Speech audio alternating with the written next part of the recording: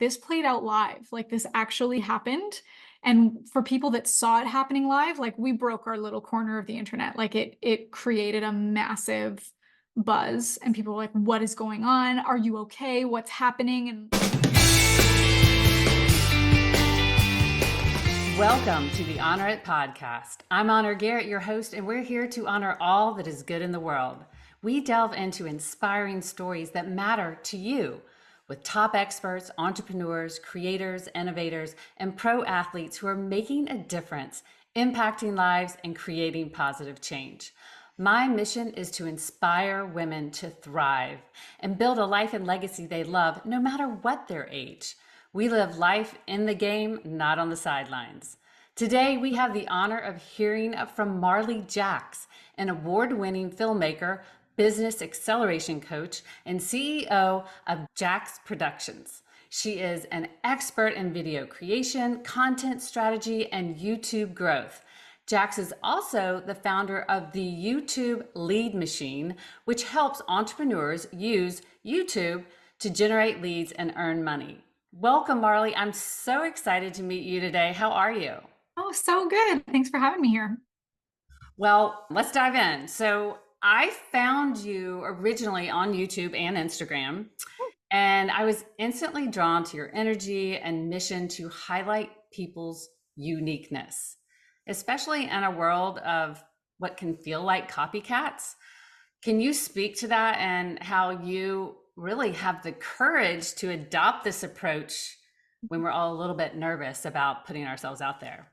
Yeah, it's funny that you called out the copycats. And I don't think that people are doing it on purpose, that I'm just gonna go copy someone else, but we want to learn from other people's growth. We want to, success leaves clues. And so when we see other people that are being successful, we try to model. But then sometimes there's just that we can toe that line where it becomes, we lose the authenticity in ourselves. And I always say this quote of, if you want to have what the 1% have, you have to do what 99% are not willing to do. And so I think about that a lot in how I live my life, in trying to be spontaneous and playful. And I think about that in the content I'm creating and how I'm serving my customers. Like, how do I do what is unexpected, unpredictable, non-obvious, what not many people are doing? And if I see a trend, I usually jump off of it because I don't want to just be another, in the crowd. I want to be doing things that are unique, and I would love to be the trendsetter, not the trend follower. Right, exactly. Well, how did you even get into filmmaking? What is your background? And I remember, I know you really hit it big when you had that one post or YouTube video with the tape across your mouth. And so, do you want to talk about a little bit about that? Yeah, we fabricated a scandal. It was amazing. And it's funny you asked, like, how did you get into it? I was a dental hygienist. Really? But yeah, when I was growing up, though, my dream as a kid was I want to make movies in Hollywood. And then, there's people around you that mean well, but are like, oh no, that's really hard, and not many people make it. So, how about just, there's this box here that's really comfortable. Let's just get in the box. That's where it's safe. So I had to unlearn and decondition a lot of that for years. And I still, have things that come up, which is why I think I've created this concept of disruptive content, because the disruption starts with my own internal dialogue of like, I'm going to put myself out there. I'm going to go believe in things that are unheard of. I'm going to go after things that are rare. And yeah, I try to bump up against a new ceiling for myself all the time and then change it to become a floor. So I was a dental hygienist. I also worked in radio and television for fun. And then when I was a hygienist, I started doing social media for the office on the side. That turned into getting some referrals from nearby businesses, which then turned into a business overnight. I started making YouTube videos for some of my clients. I started making videos for myself. And then it turned into like some of these videos started to just take off. But then from there, I was like, I'm kind of bored of just, it was almost like I was making movies for entrepreneurs on Right. YouTube. But I was like, I don't want to talk about how-to stuff, like 5 steps to grow your business, blah, blah, blah, blah, blah. And so I got bored of it, growing up and wanting to make movies and create these incredible stories that are moving and provoking a strong emotional response. I wanted that. And so earlier this year, after I burned out, I was making 5 videos a week, just trying to I wanted to get my channel to 100,000 subscribers, which for anyone listening, that's an arbitrary number. Like it's just for me working in content. Sometimes people would be like, well, you don't have that many followers. And I'd be like, oh, fine, let me show you. I can do it. But I got burnt out thinking more volume will create more followers. To a degree, yes, you need the volume to create that work ethic and to find your voice. And creative geniuses are work ethic geniuses. It's that they put out more volume. And so I do think that that volume, the quantity created quality. But I was just like, I'm going to take a break from content for a little bit. And that's where I started to even I just came across this stat of only 1% of YouTube channels get to 100,000 subscribers. And I was like, okay, so then what makes my content worthy of being in that 1%? It can't be doing what 99% are doing, which is talking head, just straight to camera, not really a format to their videos, nothing that's sensational. Not that you have to be like Mr. Beast sensational, but just it has to have its own kind of uniqueness. Anything that's going to grab attention has to be disruptive in a way.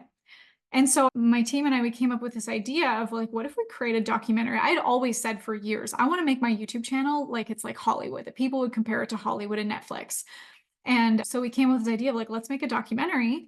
And we're pushing this message of disruption. And the thing that we hear the most when we talk about disruption is like, well, but what if people don't like it? What if I get canceled? Like, look at the environment we're in today, that you are one statement away from being vilified or venerated. So we created a documentary on cancel culture. And the whole premise was an experiment to get myself canceled. And it worked. And I don't want to give it away because I hope people will go see it, but you can go to my YouTube channel and see it. There is a big plot twist at the end. And just for people to know when they're watching it, like this played out live, like this actually happened. And for people that saw it happening live, like we broke our little corner of the internet. Like it created a massive buzz and people were like, what is going on? Are you okay? What's happening? And there were some villains involved in the story that ended up being the heroes in the end. So yeah, I mean that one piece of content was almost like the power of 1,000 videos in one. And it was compared to Hollywood and Netflix, which, gotta pat myself on the back. I made that vision come true and now have that as a standard for everything I want to create now. It's won awards at film festivals, and that one piece of content, instead of 5 a week throughout the entire year of 2022, definitely got more opportunities, revenue, sales, stage speaking engagements from just that one video. Wow. Yeah. So, everybody listening, please go and make sure that you watch that and follow Marley. I will say that I lack in the YouTube arena because I started using YouTube just so I could put my podcast on video and Yep. just put it up there for people who like to see the person or see the guest that I'm talking to. But as far as creativity, I really was using it as a housing for my videos and not really trying to grow. And now I realize that YouTube honestly is probably the best platform because when people go to YouTube, they're usually looking for something Mm-hmm. specific to get an answer. And so I'm thinking it's not just scrolling, even though we do tend to scroll a little bit now that there's shorts and all that, we do scroll a little bit. But how do you help someone like me go from I'm just housing my videos to, okay, Honor, how can we make you unique and get you out there in the world? One of the first things I do with clients is pull out what they're passionate about, like what they could go on a rant about, what they could just get fire in their eyes about. And that rant doesn't have to be anger. It could be something that they are just like, oh, I got to tell you about this. I got to tell you about this. Because often someone will come to me and they'll be like, here's what I do for a living, and here's my message, and here's the people that I help.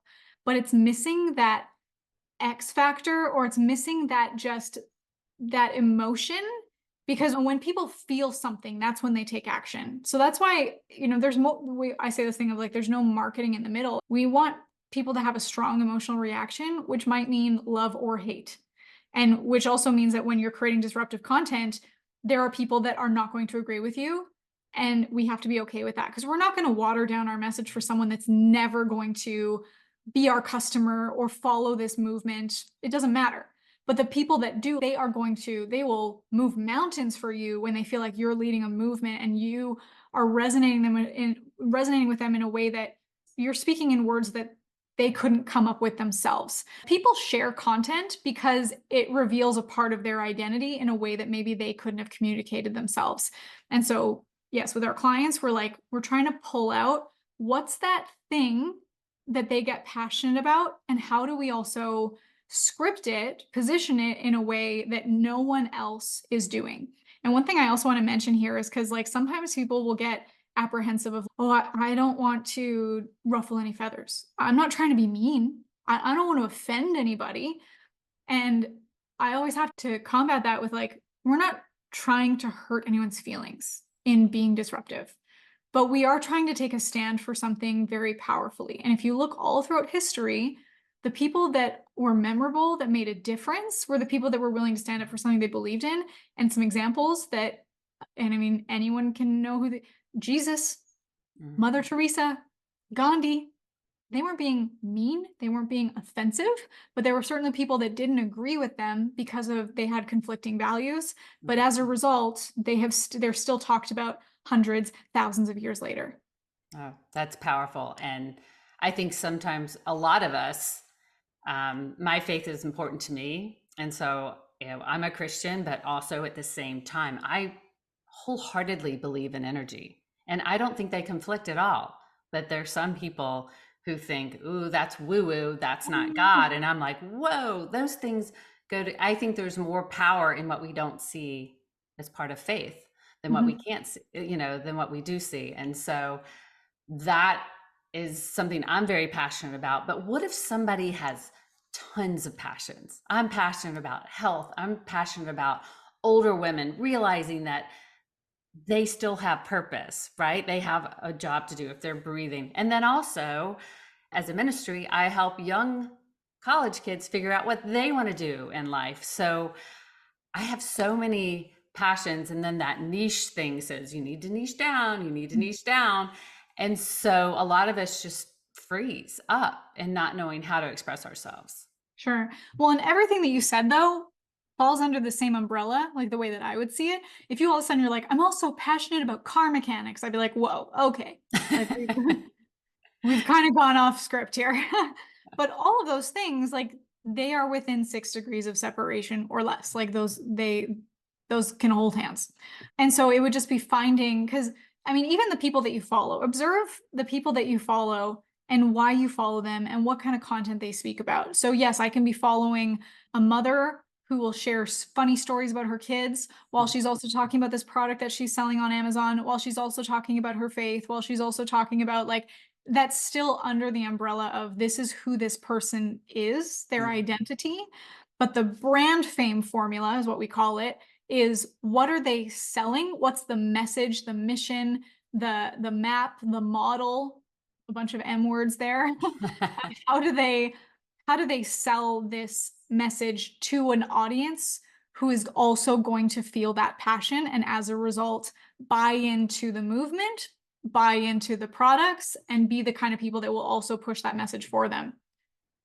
Okay, that makes sense. So, can you explain really the concept behind what you've created, the YouTube lead machine, and how does it revolutionize the way entrepreneurs use YouTube? Well, actually, just recently, YouTube Lead Machine has become a new program, which everything in YouTube Lead Machine is still in it, but it's been upgraded into a program called Disruptor. Because on YouTube, yes, you can be creating content, but we wanted to really differentiate ourselves that we can create content that is disruptive and it's also platform agnostic, these strategies. We have three main systems, that is the brand fame formula, like what are you known for? How do you say what you're saying? How do people also recognize you and become part of that movement? What's the culture around that?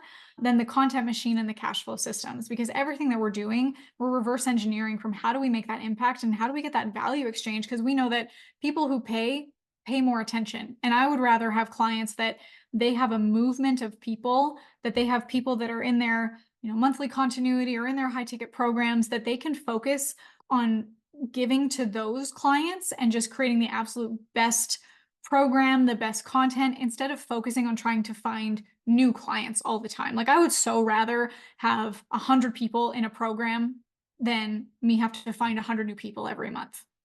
Right. And have that program and really nurture and take them to the next step, and then the next step, and then the next step. And really, Exactly. that's how you build those relationships of know, like, and trust. So that's a great way to do it. So I heard actually just this morning, I was listening to, I think it is Erwin McManus. He was in an interview saying that storytelling is almost as important as living a story. Hmm. How do you feel about storytelling? And is that basically what you want to do in creating disruptive content? Cool. Storytelling is almost as important as living a story. I mean, what comes to mind for me first is like the brain can't recognize when you are actually living it or if you're just reliving it in your memory. So a good story has the power to change your life, change your story, change your life. Like if you can fixate on a story that is for positive growth and momentum, and if you can share that with your audience, like I'd say that you're doing some good in the world.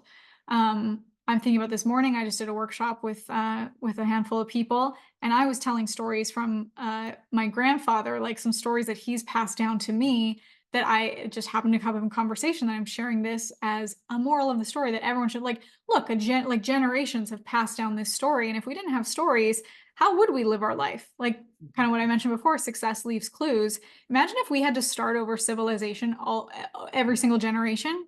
Like we would not be where we are today. So I think that storytelling being a part of living a story, and that we are constantly like, I don't know if everyone else is like this, but I feel like I live my life from two lenses, that I'm living it in the present, and then it's like there's also this little contraption in my little compartment in my brain that's like recording for how I'm going to tell this story. Do you live like that? Like do you think about that? I do, when things are happening to me, I Yeah. do think about what is the lesson in this, Hmm. which would basically end up being something I could help teach someone, or but I don't sit there and think, okay, how am I going to tell this story? But that's a really great approach. Yeah. And at least you're thinking in the future. I think so many of us are just are stuck in the past, how things used to be, that they're too afraid or have already made up their mind of what the result will be, and so they don't Hmm. try anything new. So that's a Yeah. great way. Dr. Benjamin Hardy, he has this book, 10X is easier than 2X, which is like everyone should read this multiple times a year. It's a must read over and over. He talks about how it's not, or it shouldn't be, your past that shapes your present. When we're living too much in the past, kind of like what you were saying, if we focus on things that happened in the past, feeling like, well, that's what made, yes, there's truth to that of like the things that you experience, but more so, we should be focusing from our future self shaping our present, pulling us into the future of what we see our lives becoming, so that in our present, we are acting as if we are making decisions that are in support of our future self. Because, yeah, think about like if you're living in trauma of the past instead of gratitude of the past, and using that as a fuel for pulling your future into the present. Well, and what I teach people all the time, you're creating every present moment, you are creating, right? And Mhm. co-creating. So if you're thinking about your past, then you're going to keep repeating the same patterns. But if you are creating, what do you want to create? And just like you said, you have to show up today like your future self. And then there's no way you can't get there. I look at the way I grew up. You you had good manners, you got in a good college, you got a good job, you got married, you had children. And so actually trying to break out of that and start something new at 57 years old, it was really scary. And it's still scary. But at the same time, I know that I'm not going to just sit at home and go, my kids are gone and life is done and I don't have anything else to do. Mhm. So, how how would you speak to somebody who feels stuck and do I really have a story to tell? Every time, because yeah, it's funny, I've had people that will say, "Well, I don't have a story." And I'm like, tell me where you were born. Like, let's start from the beginning. You, of course, you have a story. Even if you were just dropped on Earth by aliens, that's a story. Like, you have a story. Yeah. It often just takes. It's like this muscle that you got to grow. That once you start to observe the stories that come up in your everyday life, that I mean that creates this story inventory that you can be building from. Like, it can be something you overheard at the gas station. It can be something that you thought about while this music played and a lyric, triggered a memory for you. You can go back chronologically through your life and think of these pivotal moments, or a teacher that inspired you, or a friend that hurt you, or when you graduated and what you wanted to be when you grow up. Like, I do this exercise with our clients where it's like we just create a story inventory, create like a Google Doc or a note section on your phone, and just brain dump. And honestly, it never ends. And when you get into that, you like strengthen that creative muscle memory to build that story inventory. You just are always adding to it because a memory will pop up and you'll be like, oh, that's a good one. I got to share that. Or you overhear something at the gas station. You're like, that has a moral of the story that ties into my message.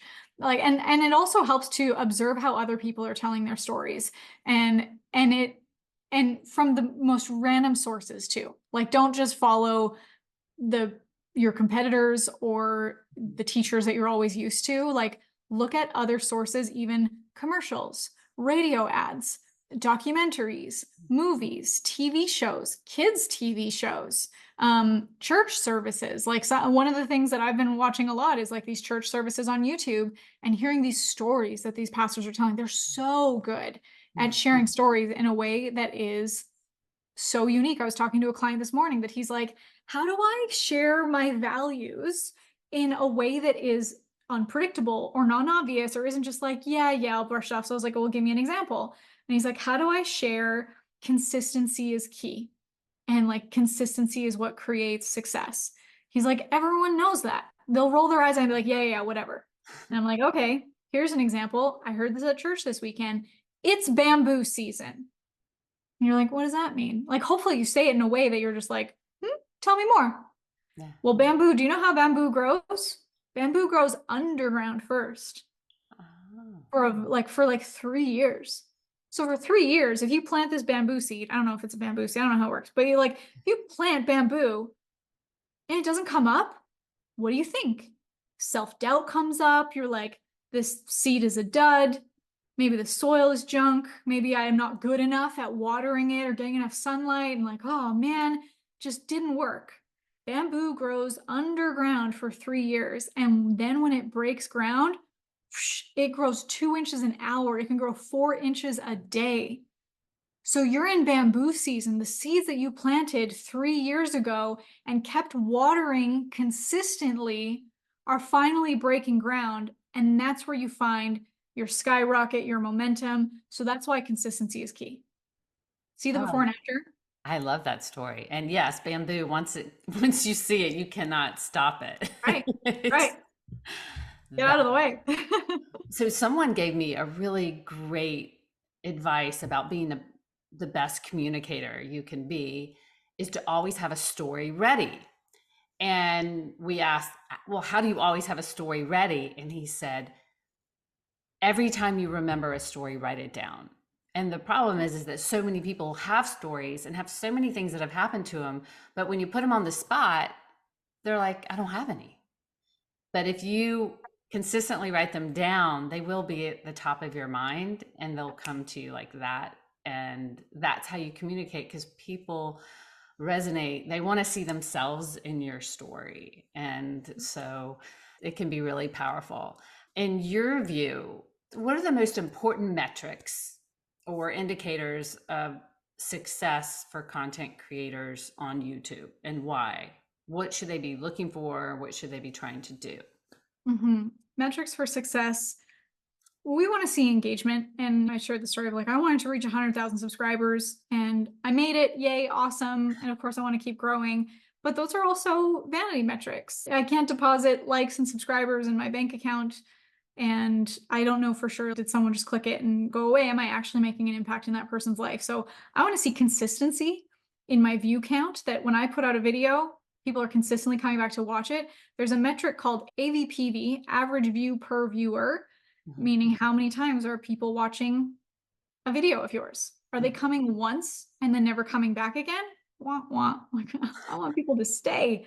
I want to see that people are watching every one of my videos. Okay, maybe that's not realistic, but YouTube or any platform is going to continue to put your content out there when it sees that you have returning viewers, similar to how we should have revenue in our business. Is we want returning customers, that they keep coming back, they never leave, they happily pay us, they happily invest their time with us. Like, I want people that they're like, I love to pay Marley. I love when I see that credit card payment go through every month, because I know that I am getting more than I invested. Like, the value exchange is disproportionate. Like, that's what I want people to feel. So same thing with my content. I want to give away content so generously that people are like, man, I should pay you for that because that was so good. So AVPV is an important metric. Your click-through rate, like when people see the video compared to the sea of others, are they going to click yours or are they going to click others? Of course, there's so many distractions.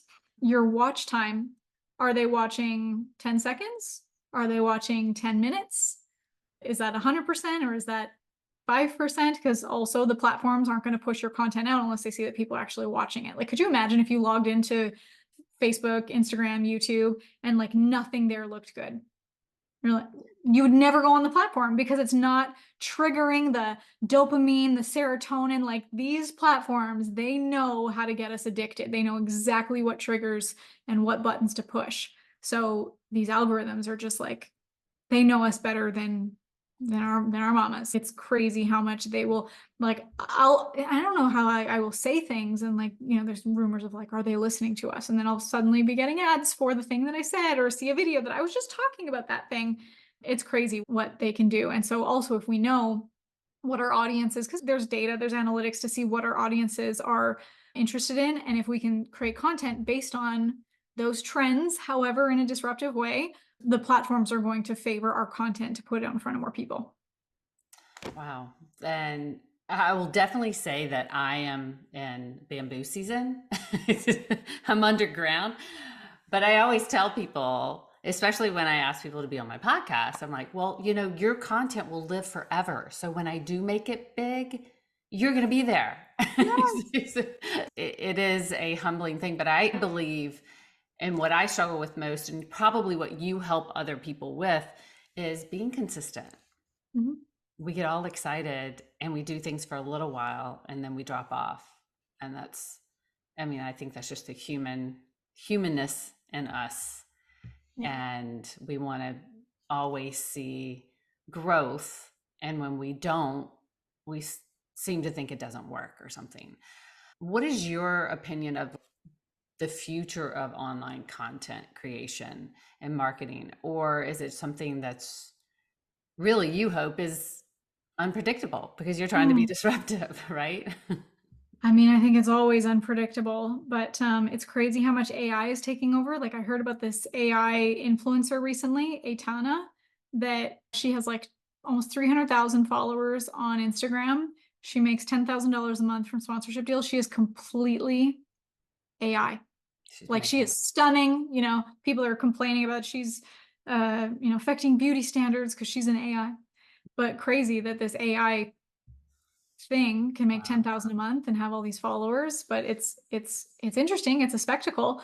But with that, I think because AI is so popular, and when things become popular and everyone jumps on that bandwagon, what happens? It stops working as well as it did. Like, when people can tell that it's just a trend and we're used to it and we're over it, it'll drown out with the noise, and then the next trend will pop up to the top. When I see, you can tell when a video was scripted by AI. You can tell when a caption was scripted because it has way too many emojis and metaphors and questions like the kicker. You want to hear the kicker? It's this. Like it's cringy to me when I read captions that I'm like, you didn't even edit the chat GPT. Come on. I even had someone apply for a job with us that we all, in the application form, it's Right. like, tell us why you'd be a good fit. And in the answer, it was like, sure, I will help you answer the question for why you would be a good Oh, fit. They forgot to delete the ChatGPT prompt, which unfortunately was for a copywriter role, which was even more ironic.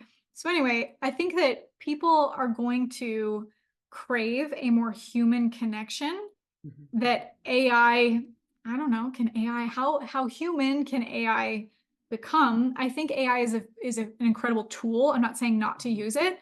It's like when we were kids and they'd say you have your calculator, but you're never going to have a calculator on you all the time when you're adult. Ha ha, joke's on you. Uh, Right. AI is an incredible tool, but it's a calculator. Like, never let that be the final say in your decision process. Continue to make it human. But also, even people doing these talking head videos, like face to camera videos, people are becoming bored of that. Right. So they're going to like, we need to do new things. A new trend that I've seen is people doing reels, videos where they're talking off camera and you're seeing them from the side. So the audience feels like they're in on this, they're a fly on the wall for this exclusive conversation.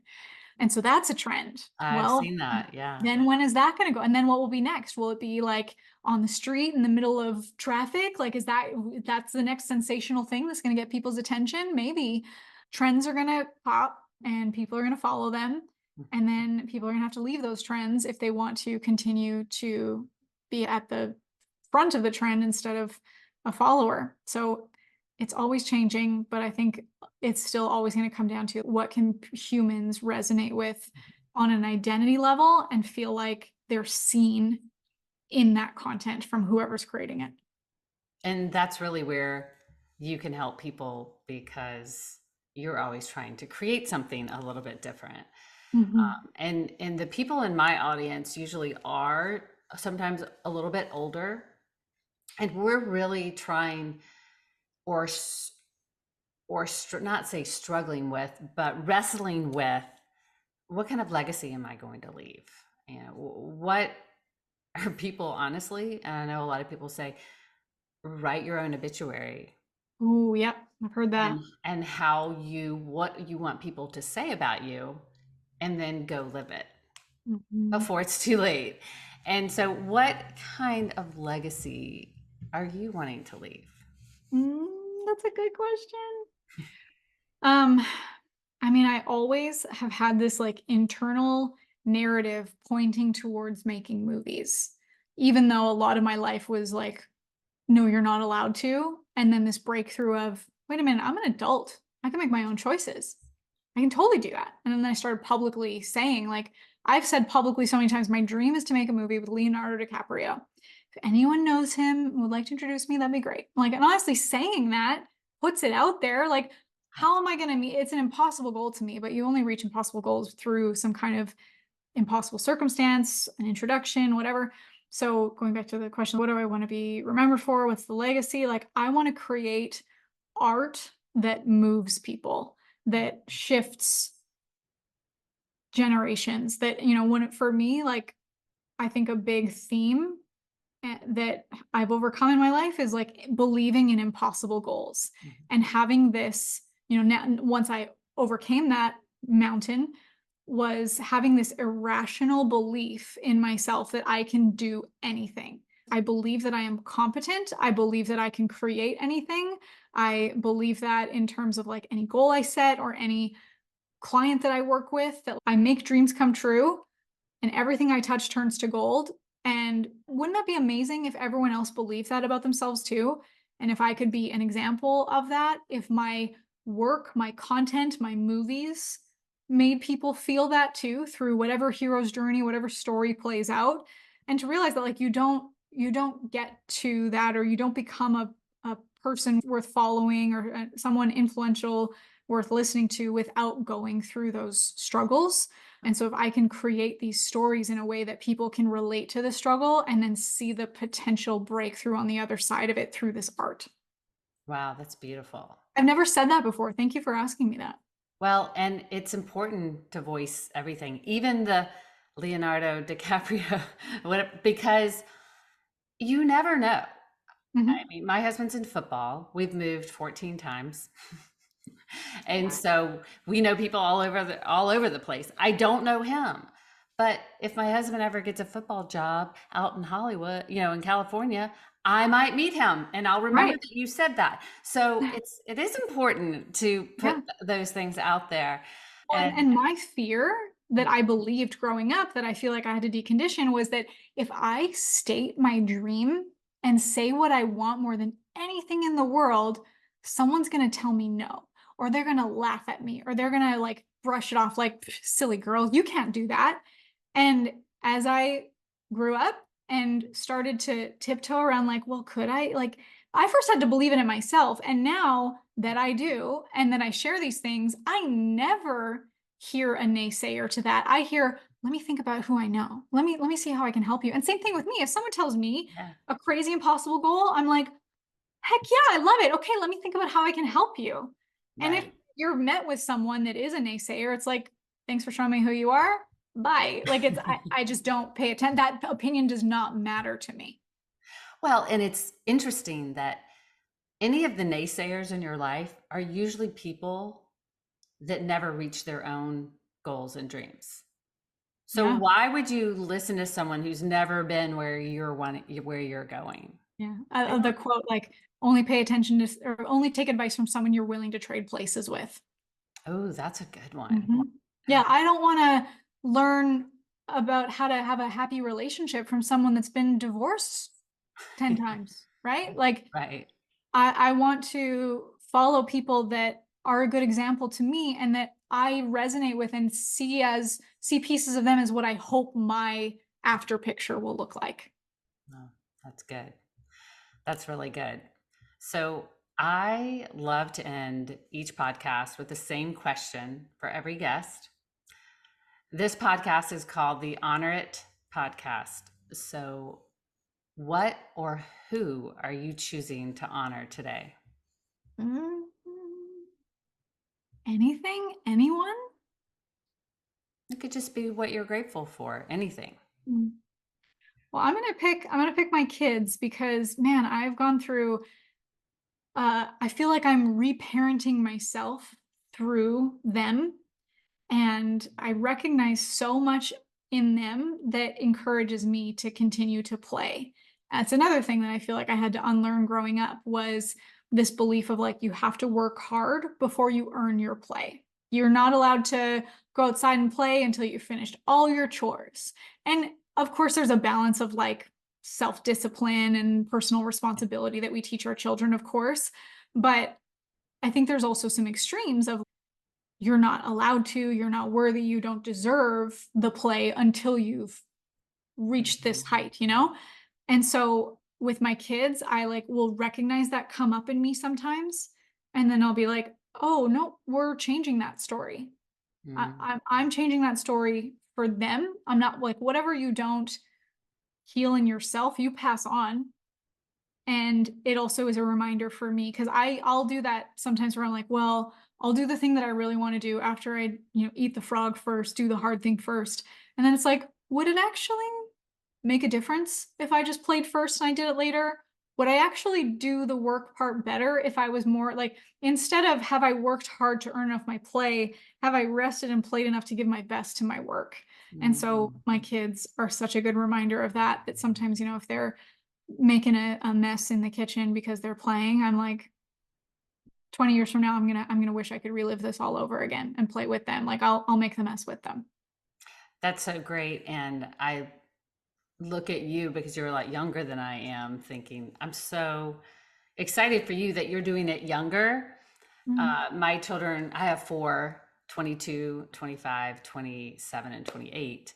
And I sometimes wonder, I hope I haven't messed them up because I didn't do all this inner work until I was until I was older. but I do think they love their mom. And that's why I want to be that example that Yeah. you don't have to work for someone else. You can be creative. You are capable to do whatever you want. You don't have to go get a boring job. You can use your mind and your creativity and your interest and your love for things to create something special for yourself. So that obviously and hopefully serves the world at the same time. Mhm. Amen. And I think about that a lot too, like, what trauma am I instilling in my children that I am unaware of, Like, am I you gotta eat your vegetables. Like, is that a thing that they feel this stress about their vegetables or something? But it's like, we need those, even my parents lovingly being like, "Hey, a safer job, be a dental hygienist instead of a Hollywood actress."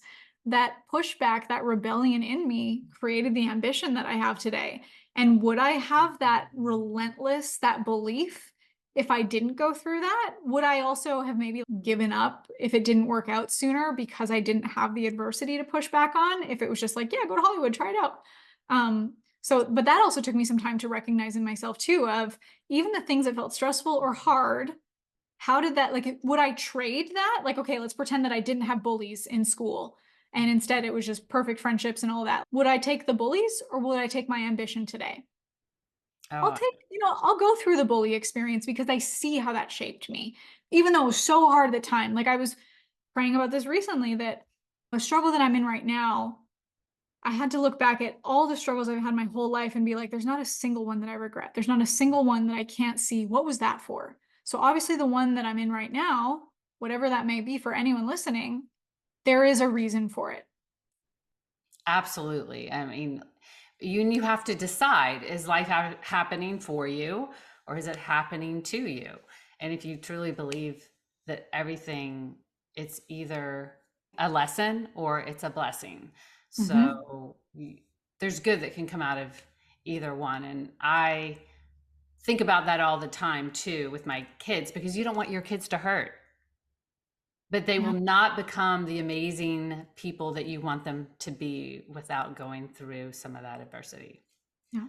So I just want to thank you so much for being here on the Honor It podcast. You're delightful and I love what you're doing. So thank you so much for being here.